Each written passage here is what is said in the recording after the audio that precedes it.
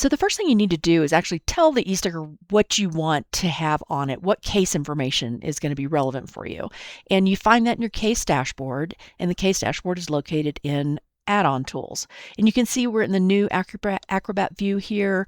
We can tell that because we have this floating toolbar. We do not have tools on the right-hand side. Our tools are going to be on the left-hand side once we go to All Tools. So let me click on that, and you'll see it brings up a list of all the tools that are available to you. Now, what you won't see is you're not going to see the add-on tools till you get to the very bottom. And sometimes you have to click on this View More to be able to keep scrolling down. And it's usually the last thing on the list after you've added it, but it could be in here somewhere, so just look around for it.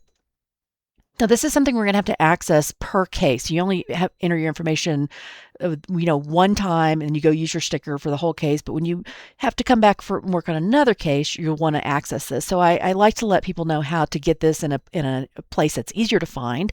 So on this list, if I click and hold, I can drag this add-on tools feature all the way to the very top. And then it's just going to live there until we need it next time. So if I close out of this and I go and click on All Tools, you'll see it's right here at the top. The other thing I'd like to show you how to do is add it to your quick access toolbar here. And you can do that by clicking on the little more dots and click on Customize.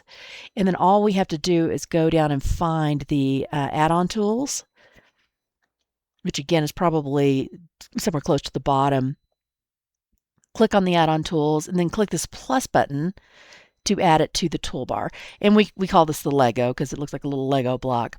And then I can hit save. So now I have two places that I can access that tool whenever I need to change my case information. So let me show you what that looks like. When I click on it, it's going to bring up whichever e-stickers you already have purchased.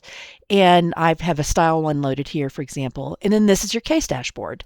You can come in here and put whatever case name you want. And we'll explore this more in depth in the next little video.